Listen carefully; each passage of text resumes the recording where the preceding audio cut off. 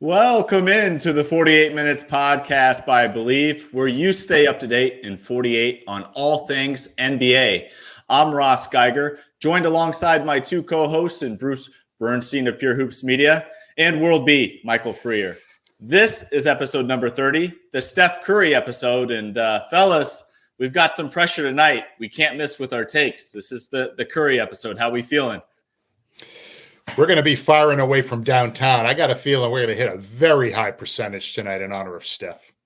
I love. Well, you don't miss too many threes from when you're sitting on the bench, so I'm fine. All right, well said. There will be. Well, let's get right into our opening tips. And Bruce, why not start us off here tonight? All right, thanks, Ross. Jaylen Brown is a role model both on and off the court. As a player, he's dynamic, explosive at both ends, and constantly improving, and he will make one of the All-NBA teams this season. Off the court, he may be even more of a role model.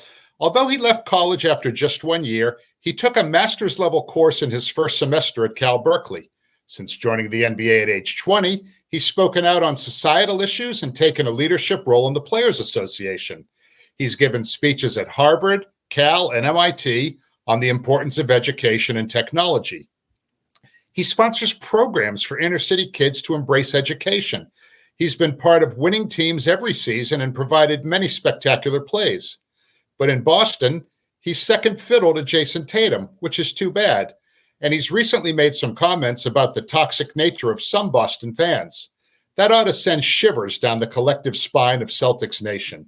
Even if you don't agree with every position Jaylen takes, he is clearly working for a more positive society. And combined with his athletic and leadership skills, Jaylen Brown is exactly the type of player and person that the Celtics' late great icon Bill Russell would admire. And so do I. Good points there, Bruce. I think that's an interesting opening tip and definitely one that all fans should consider. World B, what do you have for your opening tip? The verbal abuse of players towards the referees in the NBA is just getting worse. It's definitely not getting better. Just in the last few weeks, we had Trae Young get ejected for tossing the ball too hard at the referee.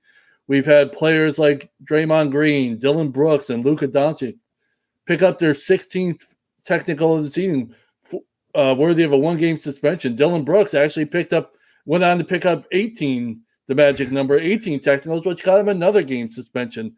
It should be noted Luka had his rescinded on Monday, so he was able to play in Monday's game against the Pacers. But it's, and on top of that, Luka is just a few days removed from getting a $35,000 fine for making a money gesture towards the official at the end of their game last week. It's just getting worse, and it's really something that's going to have to be addressed by the NBA in the offseason. It's just becoming a bad look for the league. Whichever side you want to go on, whether you support the players in this, that the referees are terrible, or whether you support the referees, that the players have too much power and whining too much. It's something that has to be addressed because this is becoming an issue. Jeff Van Gundy had to comment about it on another podcast this past week. It's becoming a real serious issue, and we're only 16 years removed from the Tim Donaghy scandal, but it's still there, and all these things just add up, and it's going to get worse if it's not addressed soon.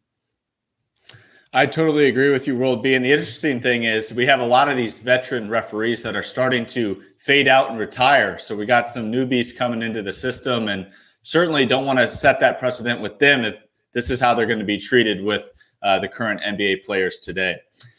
As for my opening tip, I wanted to focus on the big Saturday night matchup between the Milwaukee Bucks visiting the Denver Nuggets.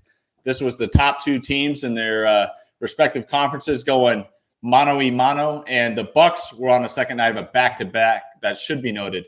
But I think all credit in this one should go to the Denver Nuggets because their defense in that second half blew me away.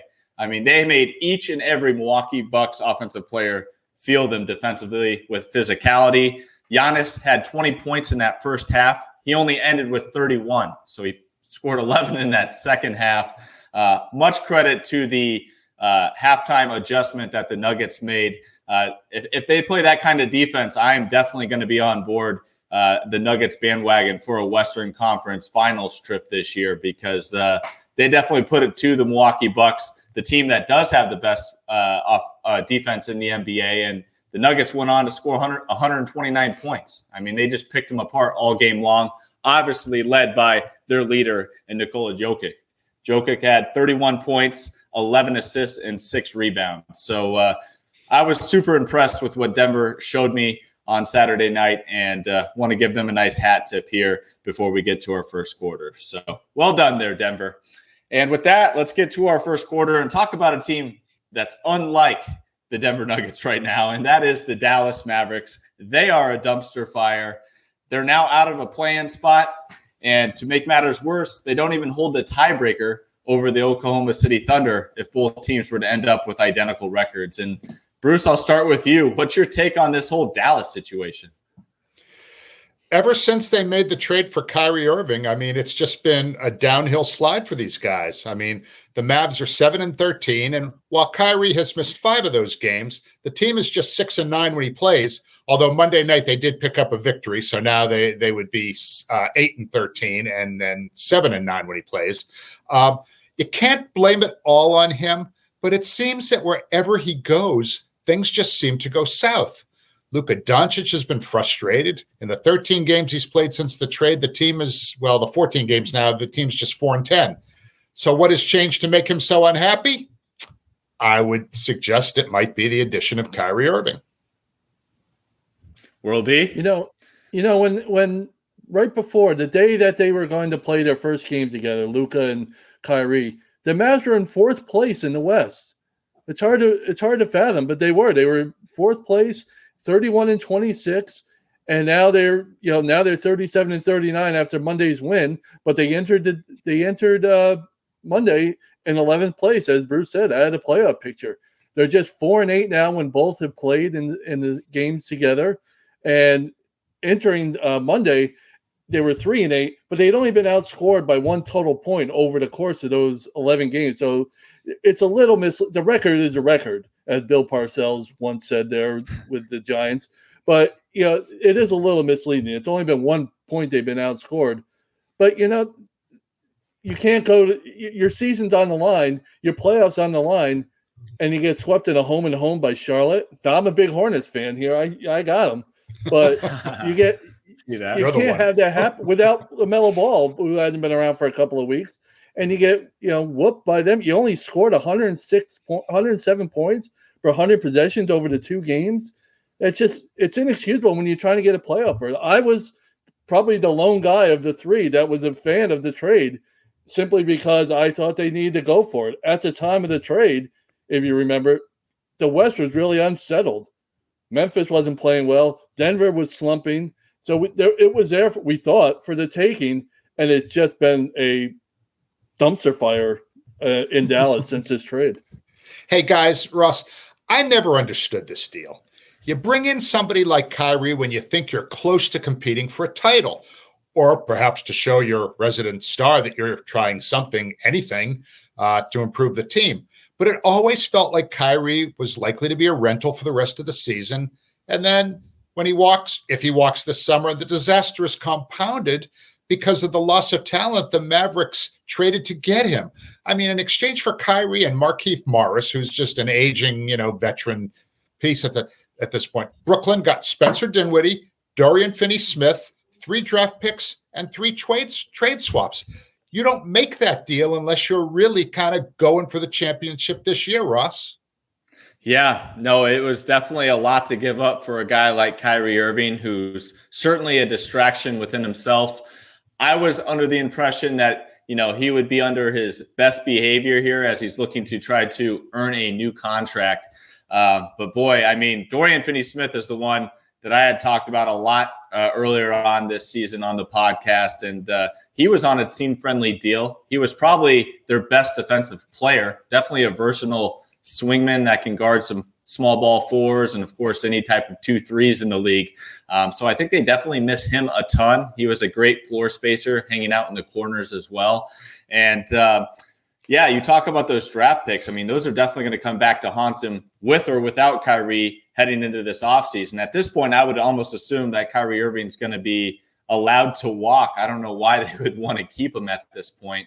But to add to that, Bruce, another thing that's pretty interesting is if they don't make the play-in this year, the Dallas Mavericks actually have a swap with the New York Knicks. So say they get like the 11th pick in this year's draft, New York would actually get that. And now that's due to the Kristaps Porzingis deal that was made a couple of years ago. So you want to talk about what they gave out to Brooklyn. They might even have some more issues with the other team in New York with another possible pick swap. So things aren't looking too bright in Dallas these days. You talked about how you thought Kyrie would maybe be a little bit more chill once he got to Dallas. Yeah. Here's how well behaved he was after the home loss to Charlotte on Friday. Okay. The Mavericks were booed by the home fans. And what was Kyrie's response? Quote, "So what? You obviously want to play well, but it's only 5 people on the court that can play for the Dallas Mavericks. If the fans want to change places, then hey, be my guest. Got years of work ahead to be great enough to be on this level." It's like, I'm sorry. I mean, that's like middle school schoolyard stuff. I mean, that's just beneath any NBA player to say that, particularly someone of his stature. Yeah, I totally agree. I think sometimes you got to take the old saying as it goes. Sometimes the best response is no response. When you have nothing nice to say, don't say it at all. I mean, I just don't understand how this guy hasn't learned any of his lessons here. I mean, Bruce, you worked in media. World B, you worked in media. How easy is it to say no comment?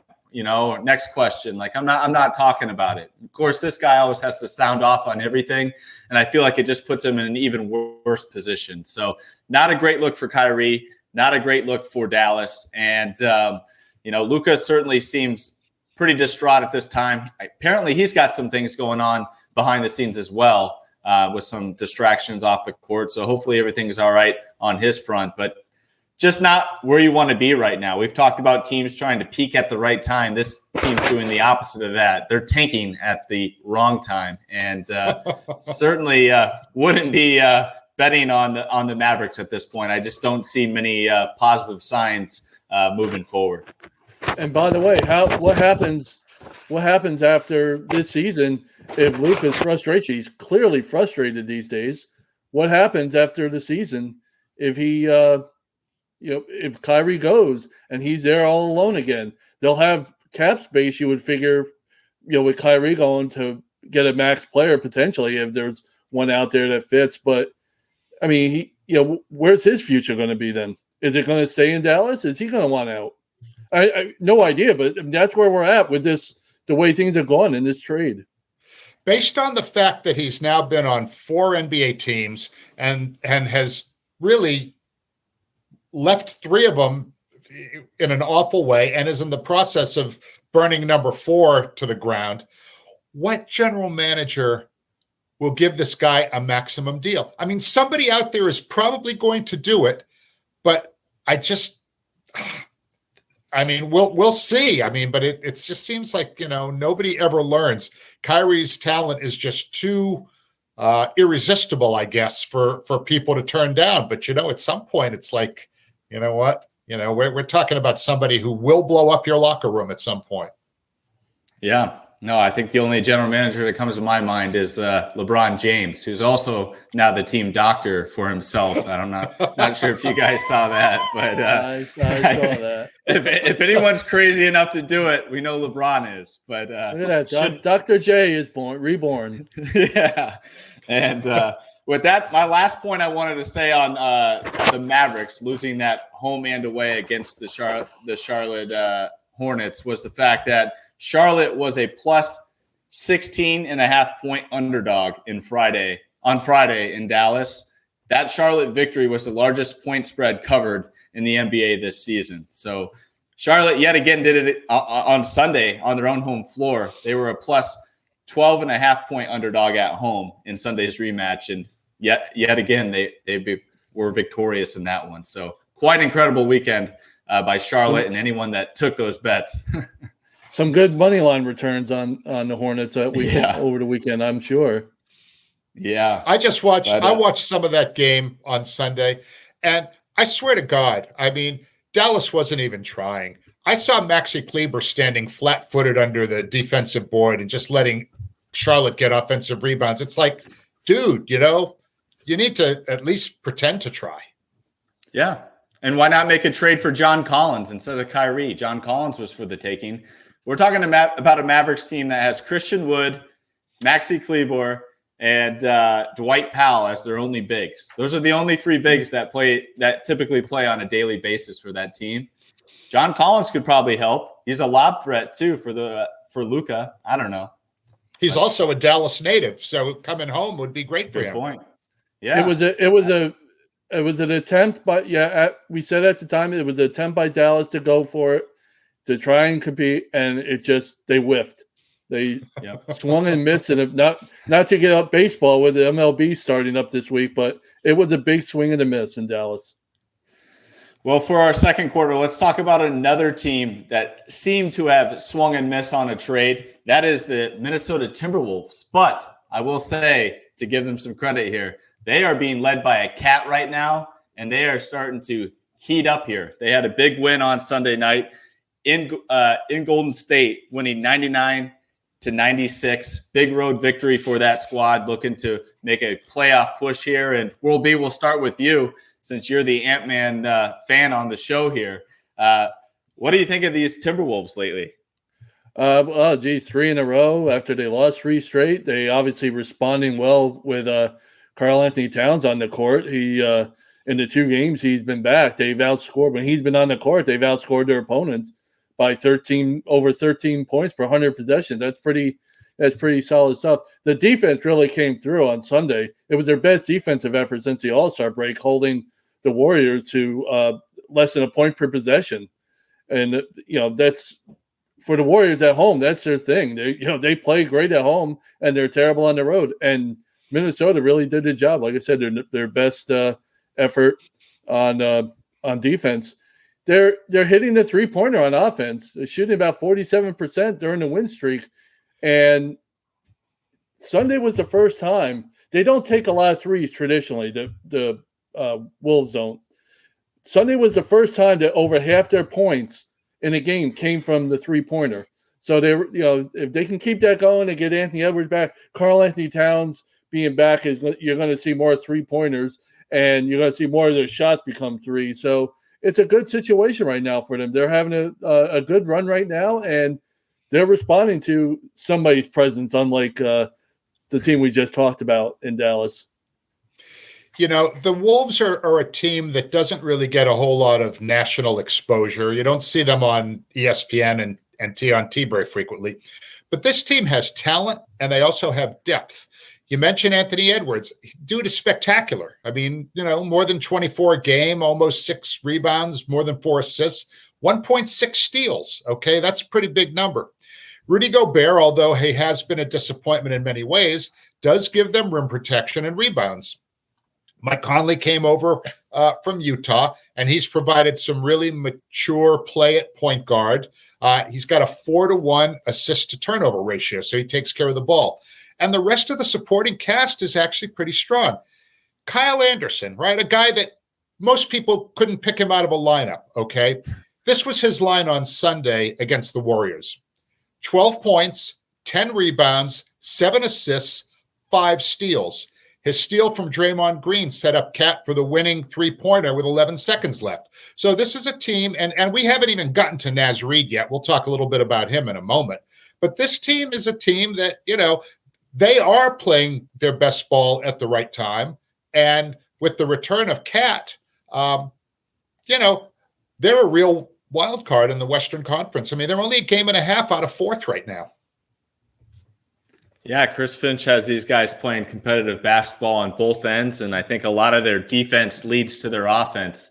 Kind of looking at this box score, didn't get a chance to watch this game, but what I found super interesting is the fact that Karl-Anthony Towns went 5 of 16 from the field, 4 of which were 3-pointers. So you're telling me he only had one inside the arc shot that was made. But Bruce, I think we got to address the elephant in the room here because, The second highest leading scorer on the team was Cat with 14 points. Who led the team in points? Off the bench in 20 minutes, Naz Reid. 23 points, 10 of 17 shooting. I'm not saying that this guy should win Sixth Man of the Year award, but I think at this point he should definitely be receiving some votes. What are your thoughts? He's a talented big. I've been talking about him for many, many shows at this point. I'm a huge fan. He's a talented big. He's a legitimate tough guy. He could start at center for many NBA teams, but, right now he's playing behind Gobert. And as you mentioned, on Sunday, he played 21 minutes, had 23 points, 6 rebounds. His plus-minus of +8 was the second best on the team. And in the month of March, he's playing just over 19 minutes a game, average, and scoring just over 15 points in 19 minutes and like 30 seconds of playing time. This dude is legit. And there was talk he might get traded at the trade deadline. Sometimes, like you said earlier, Ross, the best move is the one you don't make. And this guy is a huge factor. By the way, to pile on what you just said, Bruce, since the All-Star break, Naz Reid is averaging 16 points a game in less than 21 minutes on the court. Nobody else, that leads everybody in terms of players since the All-Star break with less than 21 minutes on the court. The next closest in scoring average, nobody has even 11 points a game in less than 21 minutes on the court. He's getting the most out of his production on the court. Yeah, he is a definite difference maker since the All-Star break for this team. And then another big factor in this game is the fact that this was the 6th and 7th seeds in the West matching up with one another. Minnesota now finds themselves just a half game out of that 6th spot where they would, completely avoid that play-in scenario. So that was a big win as far as the standings in the Western Conference was concerned. But Bruce, I know you had some more thoughts.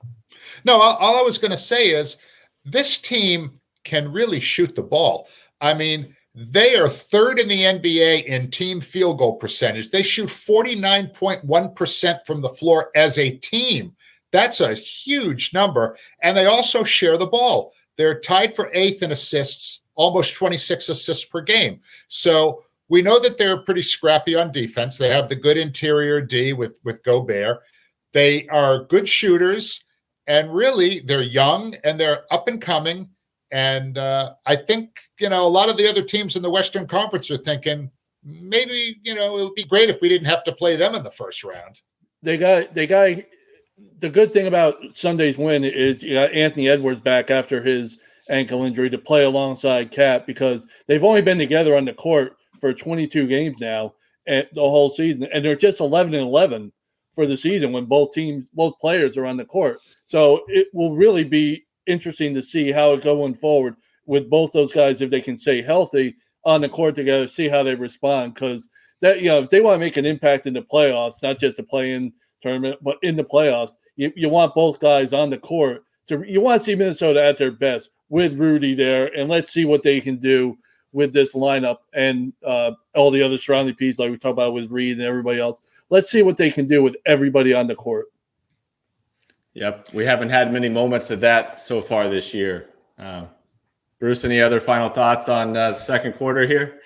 Yeah, well, just looking ahead, 4 of their final 7 games are on the road. So, the schedule won't be exactly easy. On Monday night, they're at SAC. Then they're at Phoenix. They get the Lakers at home, Portland at home, then at Brooklyn, at San Antonio, and then home against New Orleans. So the schedule's got a few tough games on there, but the way they're playing, I mean, you could easily see them going 4-3, maybe 5-2 in those games and ending up in a really nice spot heading into the postseason. So good job by the Wolves. Absolutely. And with that, we've gone ahead and reached our halftime buzzer. So we'll take a quick break and come back with you for the second half.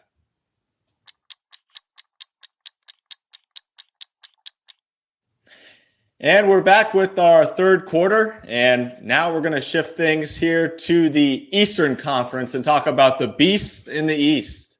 And that is Milwaukee, Boston, Philly, and Cleveland, all heating up here during this critical time. And Bruce, why don't you paint a picture of what's going on in the Eastern standings right now? All right. Well, look, Milwaukee wins on Monday night, so they're now up to 54 wins. They appear to be the best team in the league at this point. But the hottest team right now in the East is Cleveland. They've won 4 straight. They've won 9 of their last 11. They have everything except playoff experience as a group. It's kind of similar to Sacramento, okay? They have a lethal starting backcourt. Donovan Mitchell and Darius Garland are giving them 49 points a game between them. They got 2 young bigs in Jared Allen and Evan Mobley that provide scoring, rebounding, and rim protection. They get nearly 21 points a night off the bench with Karis LeVert and Cedi Osman. And on defense, they allow the fewest points per game in the league, and they've led this category all season long.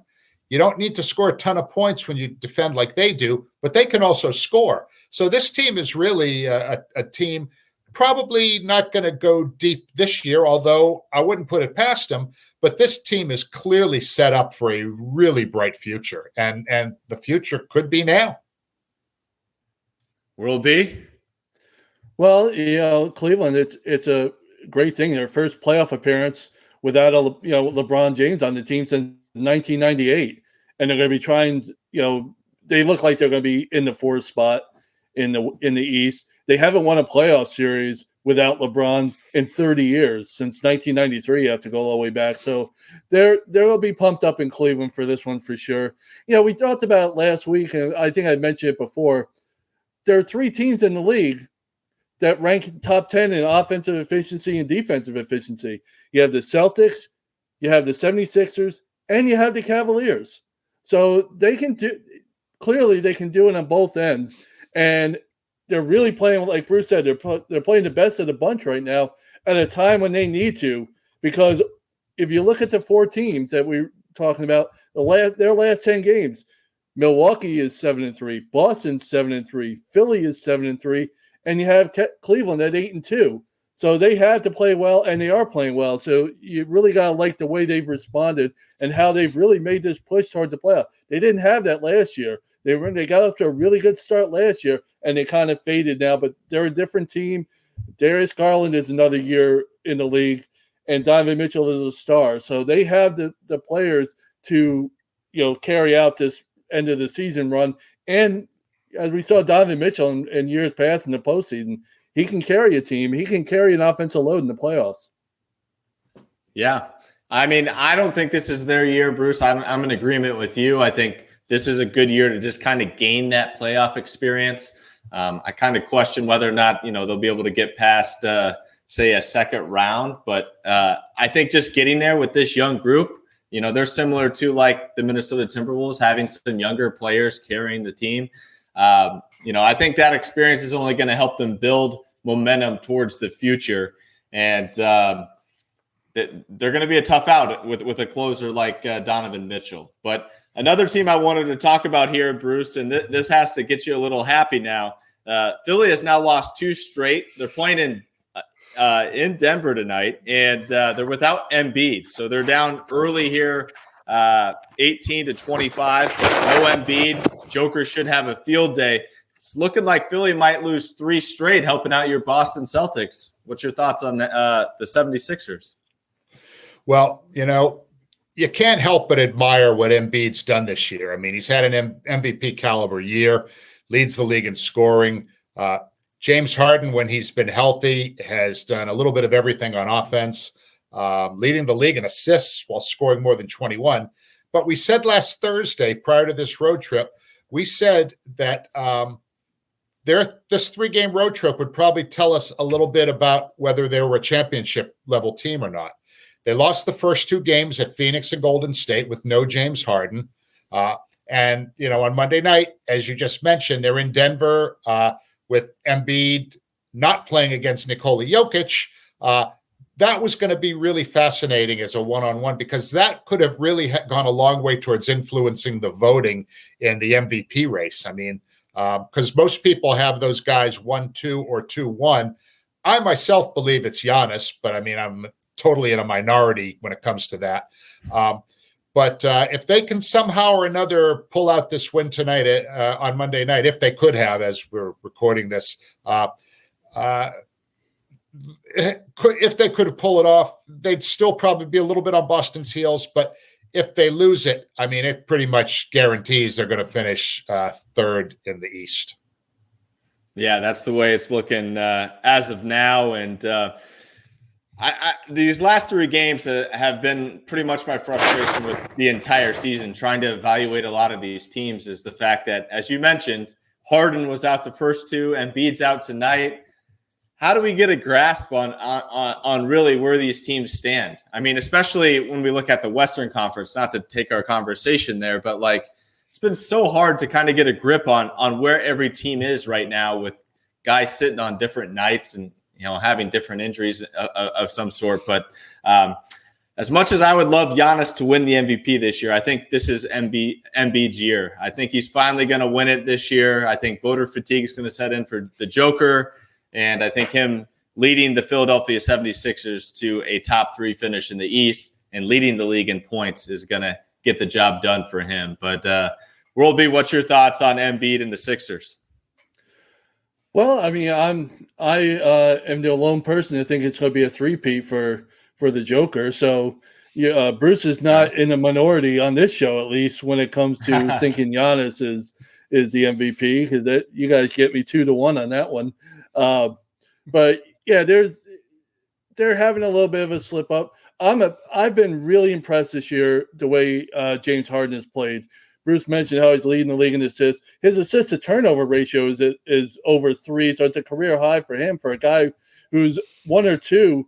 I think he's second or third in touches and time of possession. So he's still the guy who has the ball in his hand just about more than anybody in the league. But he's being much better, taking much better care with it. He can still put up a 25 spot when it's needed. They're going to need it in the playoffs. He's got the experience, even though he had the rep of not being a playoff performer, if you will. They have a really good shot. You know, you're gonna have hiccups from time to time. The team that I can't believe I'm talking about them right now. The Celtics have been on fire the last 3 games, 3 in a row, and they've dominated all 3 games. They have a net efficiency over those 3 games of 31 points per 100 possessions. That's incredible. The fourth quarter of the 3 games, they've won by a combined total of 42 points. It's ridiculous. I know one of the games was the Spurs. I get the opponents, but it's not like the Boston Celtics have been doing anything against anybody recently until this run. So, you know, they've been on fire here, and they're just like the other teams. They're one of the teams that's top 10 in offense and defense. So I think you got to respect where they're at and how they've done it this year.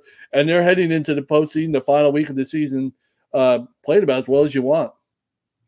You know, I want to add on to your Celtic, but I just want to back up a half second to Philly, because we're talking a little bit about, you know, the kind of doom and gloom of this road trip, but they really do have a chance to change the narrative later this week. I mean, they're visiting Milwaukee on Sunday, and then they host Boston next Tuesday.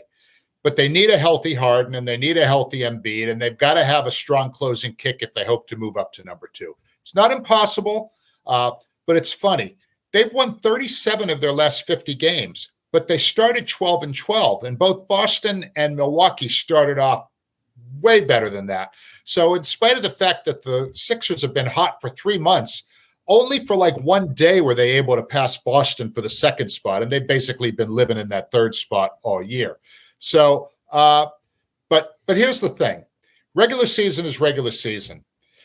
Star players and great coaches come to the fore in the playoffs. Philly's got 2 star players, and they've got a great coach in Doc Rivers, who has won a championship and is, you know, a Hall of Fame level coach. So I am not giving up on the Sixers, but they're going to need to, you know, kind of get it in gear real quick. Now, and by the way, we haven't talked a ton about them, but the Milwaukee Bucks are getting their offense in gear and at just the right time. That's been my criticism of them all season long. They've been at the All-Star break. They were in the bottom 10 in offensive efficiency. Well, since the All-Star break, they're in the top 10. They're 7th entering Monday, and since the All-Star break, they're one of 3 teams that's in the top 10 in offense and defensive efficiency. The Boston Celtics and Memphis Grizzlies being the other 2 since the break. So with their defense that's been strong most of the season, and they're getting the offense in gear the way they're supposed to, that's a team that you could totally – they're getting ready for another championship run. Well, let's go back to the Celtics, because as we said last Thursday, Robert Williams makes all the difference in the world for that team. As soon as he takes his warm-ups off, he influences that team. He returned against Sacramento last Tuesday, and in the 3 games that he's been back, just kind of adding on to what you said, World B, they have beaten their 3 opponents by a total of 92 points. Jaylen Brown has averaged 31, 7 boards, and 4 assists over his last 8 games. And as I mentioned, they briefly slipped into 3rd behind Philly last week, but they quickly regained number 2, and now they're ahead of the Sixers by 2.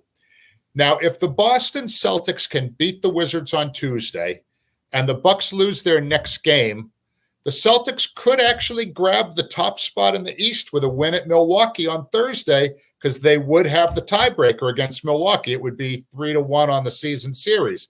Is that likely to happen?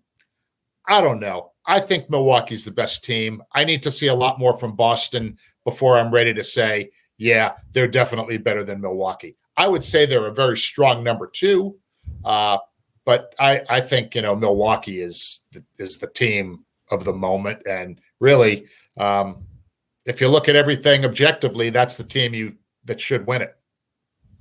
Yeah, no, I mean, as you mentioned, the Bucks are getting their offense in gear here. One of the biggest reasons for that is the fact that they got Chris Middleton kind of finding his stride at the right time. Better late than never with them, as he was obviously a huge concern earlier on this year. How healthy was he? How effective was he going to be?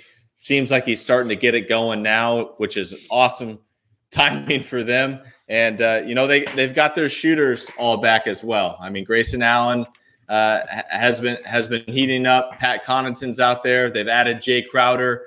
So they got a lot of different perimeter tools now that they can also force to, when they have to force it out, when there's doubles coming to Drew or Giannis or even Middleton at times, they've got some perimeter shooters that can make you pay. One quick thing on the Celtics, Bruce, that I find interesting too is the fact that with Time Lord on that defensive end, they held the Sacramento Kings, one of the best offenses in the NBA, to 109 points at home. And then since then, they haven't let Indiana or the San Antonio get to the century mark. So I got to ask you, put you on the spot here. They play another lowly team in the Wizards. I wouldn't call them that good. They're going to keep that one under 100 too. I mean, the only team that in the last 3 games that has broken 100 is the Kings, which I would have been floored if the Kings didn't score 100 points.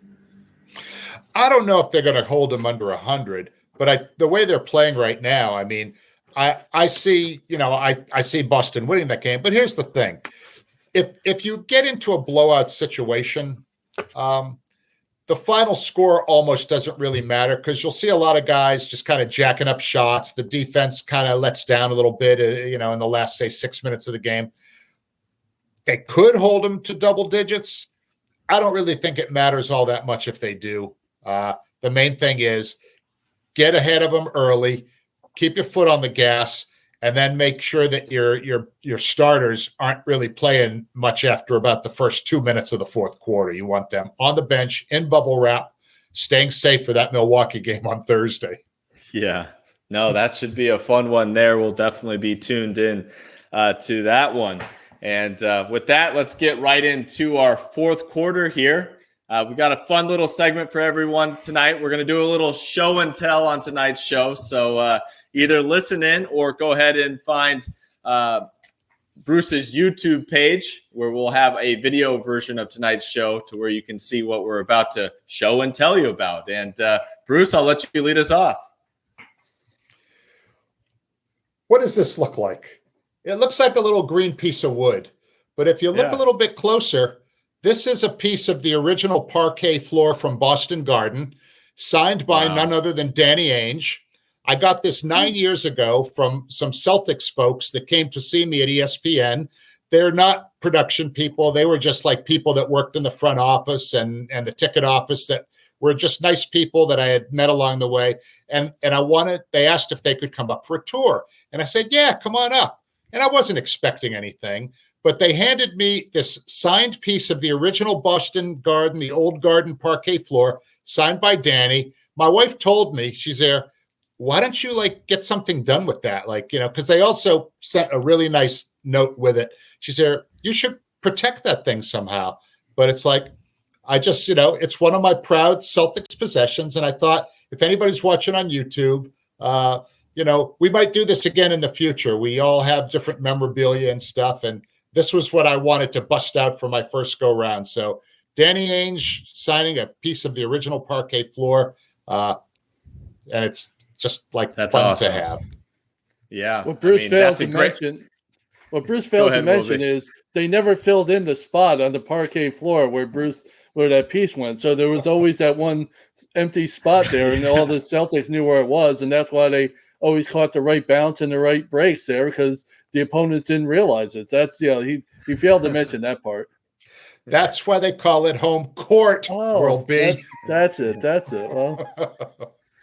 Well, good first impression on the show and tell segment. That one might be tough to top here on tonight's show for what I brought. But World B, what do you got for us here tonight? Well, I don't have the original parquet from the Boston Garden. All I got is a piece of Madison Square Garden here. Ooh. And this is something, I'll try and get this right on the screen here. I apologize. Yeah. But there it is. Put it in front of your face so we can see. We don't need to see you. We want to see that. This is where I'm looking my best right here. So it's a piece of the Madison Square Garden, and if you can see, it's signed by Bernard King, and that was that is cool. It's one of my two favorite Knicks of all time, along with Patrick Ewing. And you know, growing up, when I was a little past the Willis Reed, Walt Frazier days, so when I came aboard to follow the Knicks, and when they started becoming good again, Bernard was the man, and he was a league's leading scorer. And Bruce remembers him in '84 because the Knicks had that famous series with the Pistons where they beat Isaiah Thomas in old Joe Louis Arena in the terrible heat in overtime in 5 games, and then pushed the Celtics to 7 games in the conference semifinal before losing Game 7 in the Boston Garden. But that was a gift somebody gave to my father years ago. My dad was a big Knicks fan, and when my father passed a few years ago and I came up, whatever, and my brother and I went through some things, he was nice enough to let me take that back with me. So I've had that back in my office, and it's one of my happy items that I have. All right. Well, I didn't know this was the hardcore edition of Show and Tell, but if I did, I would have brought out my Vince Carter rookie year game floor that's in a card. I have a card of Vince Carter's that has a piece of the game floor from his rookie year in Toronto. So not as cool as an actual huge tile like you guys have, but if I would have known you were bringing that out on tonight's Show and Tell, I might have busted that out. But since I am the card guy on this show and, you know, was the one that said, hey, let's do some card breaks, I thought I'd share 3 cards that are very meaningful to me, and I'll get into them here. The first autograph I ever pulled was in 1998. It's a Nick Van Exel autographed card here. Now, the cool part here with Nick Van Exel is I went ahead and ended up working with him as an assistant coach in Milwaukee. So was able to go full circle with that being the first autograph I ever pulled in a card set. Now, for my first jersey card that I ever pulled, I have a game-worn jersey patch of Kobe Bryant. This one was pretty cool. This one came when I was about, I think, in 6th grade here. So this is an NBA warm-up card of Kobe's, which is pretty cool with that patented purple. And last but not least, Bruce, I think you're going to like this one. This is for sure probably the coolest card I ever pulled out of a Target pack, a Target here in Phoenix. I got a Bill Russell jersey card, piece of Bill Russell's jersey, and it's like wool. So it's pretty cool. I remember going through the packs at Target as I typically cheat and try to feel which one feels a little bit thicker. Well, this one was gigantic. I'm like, I'm buying this one. So I get out to the car, rip it open in the parking lot, and lo and behold, my jaw dropped as I pulled Bill Russell. So tonight, just thought I'd pull out 3 of my favorite cards that I have in my collection, and hopefully we can do this again soon because this was a lot of fun. But Ross, you know, you inspired me with the whole basketball card thing because I was in Target a couple days ago looking for toothpaste or something. I don't know what. But in Target, there's like one lane in the one I go to where it's all the different cards. So it's everything from Pokemon to baseball cards to you name it. There was not one single package of basketball cards there. And I really wanted to buy a package of basketball cards because after watching you do that thing, I'm like, well, I just want to open these things up and see who I get. Maybe I'll get someone good. And I was so bummed out that there was like not one package of basketball cards available for purchase. So I was a little bit unhappy about that, I got to say. It's tough to find them these days. The hobby's definitely picked up, and I'm not sure if you saw the sign, but most like places have like limit 5 because there's so many people going in there buying bulk. So trading cards are doing pretty well right now. But hopefully the next time you have to get some toothpaste or something, you're able to go ahead and grab a pack, and maybe we can even open it on a show, and then I'll get stuck with Delano Banton and all these different rookies you guys don't know. You guys can challenge me with a few guys. I got a bunch of older basketball cards, that are in sort of like, plastic, like, folders, like sheets, whatever. Yeah. Maybe 1 week maybe that'll be a show and tell 1 week, because look, how many people would just get a thrill from seeing my Danny Shays Milwaukee Bucks basketball card from, 1996. I'd be more impressed if you had Dolph Shays card, Bruce, personally, but that's. I don't have Dolph Shays. I don't know if they even had basketball cards back then when he played. No Syracuse Nationals cards. No Syracuse Nationals. So with that, let's go ahead and get into our final thoughts here as we close out tonight's podcast. And Bruce, we'll go ahead and start with you. All right. Hang on a second now. So I wanted to talk a little bit about Ben Simmons, okay? Ben Simmons, I mean, where did it go wrong for Ben Simmons? With the recent news that a nerve impingement in his back will keep him out the rest of the season, it's another lost year for the number 1 overall pick in 2016. Although he's just 26 years old, he's missed 2 entire seasons and half of this season. Besides poor health, he suffered from poor shooting, especially at the free throw line. The 2021 playoffs were the beginning of his rapid descent as the Sixers lost a 7-game series to Atlanta, with Simmons missing 30 of his 45 free throw attempts and causing his coach, Doc Rivers, to question whether Ben could be the point guard on a championship team. Simmons then held out before being traded to Brooklyn just over a year ago in the deal that brought James Harden to the Sixers. He's got 2 years left on his contract, and it's worth more than $78 million. It's unlikely the Knicks could trade him, so Brooklyn's stuck with him. But even when he was failing at the offensive end, he remained a great defender, an excellent rebounder, and a solid passer. So he has some important skills that haven't diminished. Hoop fans are going to root for Ben to get healthy, and when he does, he needs to work on the rest of his game. And hopefully he'll regain his confidence. But it won't be easy. And we'll see if he loves the game enough to do what it takes to return to his all-star form. NBA Nation and probably everybody on this show wishes him well. That is for sure. And it's hard to really bet on him, trying to regain that form just because of the fact that he has that big money coming through the door already. It's all guaranteed. I mean, what else does he have to really play for or work for at this point? That's the concern I have with Ben Simmons. It's just the contract situation. World B, what do you have for final thought? Well, as we near the end of the regular season, once we start hitting the playoffs and the postseason, the big debate outside of the playoffs themselves will be the MVP voting, because there's a lot of speculation. There's a lot of interest in which of the three is going to get that.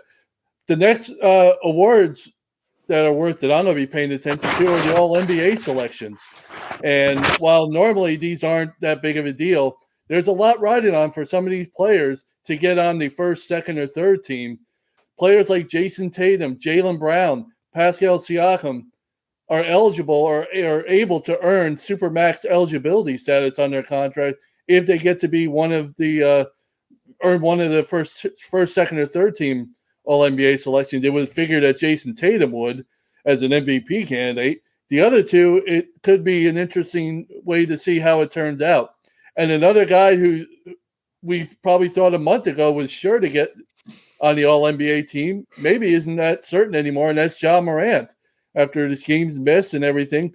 And he stands to, if he gets an All-NBA selection, gets to be one of the top 6 guards, and when it's all said and done, his contract, which 5-year deal, is supposed to pay him projected to be about $194 million.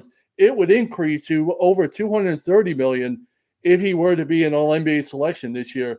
So there's a lot, right? We're all interested in see which guys make the first, second, and third team. These players will be the ones sitting there watching as well. So pay attention when you see this and see how much it impacts them as well. And real quickly here, I got to ask you guys, I'm glad you brought that up, World B. Are you guys for or against the fact that, the NBA media gets to vote and then it actually does impact the financials of these players? Are you for it or against it as far as it being that big a difference based on media votes? Bruce? Well, my buddy Mark Stein, who was with ESPN for a million years, and he was with the New York Times. Now he has his own Substack. He was saying the other day that when he used to vote on the awards when he was at ESPN, but when he went to the New York Times, they forbid their reporters from voting on the All-NBA teams. So, but he has carried that forward into his Substack world. So he could vote now.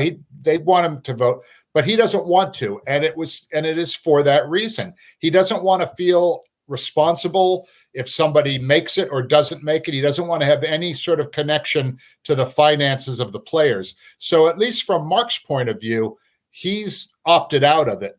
But I think a lot of writers probably feel good about the fact that they can influence that stuff because they consider themselves the experts. And in many cases they are. They watch a lot of games. They go to games. They talk to people. So I think Steiny is probably a little bit of an anomaly. Me personally, if I was in that situation where I could either vote or not vote, I think I would choose to vote.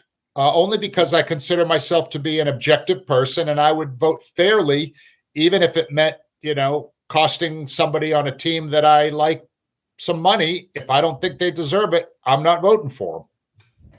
Gotcha. World B? It's a difficult situation, no question about it. 10 years ago, 15 years ago, it wasn't a big deal. And the way the rules are in place now, where so much is riding, we're talking hundreds of millions of dollars in some cases. I tend to side with Bruce on this. If I had a vote, I think I obviously would be objective and wouldn't let that play into wouldn't factor into my vote. On the other hand, you're going to read about it. I read about it the other day about all this. It's going to be in your head. It's easy to think that way if you know what's riding on it. Not that it should influence you. It should never influence you. You're not getting any of that cut. You would hope if you're truly a man of integrity. Yeah. But who's to say that isn't somewhere down the road? It leaves you open to that possibility. That being said, I'd like to think I would be objective and have the integrity to, if I was honored with the right to vote, that I would take it seriously. I would vote if I had the ability to. Gotcha. Well, I'm for sure out on this. I wouldn't. I'm kind of with Mark here. I don't think I would want anything to do with it. I wouldn't want to feel biased in any means. I don't want to have anything to do with the player financials. But an interesting thought for sure. As for my final thought here, I wanted to talk about Jordan Nwora, who broke the Pacers franchise record for points in a single quarter by scoring 25 in the third quarter against the Atlanta Hawks on Saturday night. I'm typically a big protector of my personal favorite individual in-game achievements, and Nwora was able to notch a point above my 2 favorite quarters of all time for players. Number 1 being Martell Webster's 24 points in a quarter against the Jazz in 2008.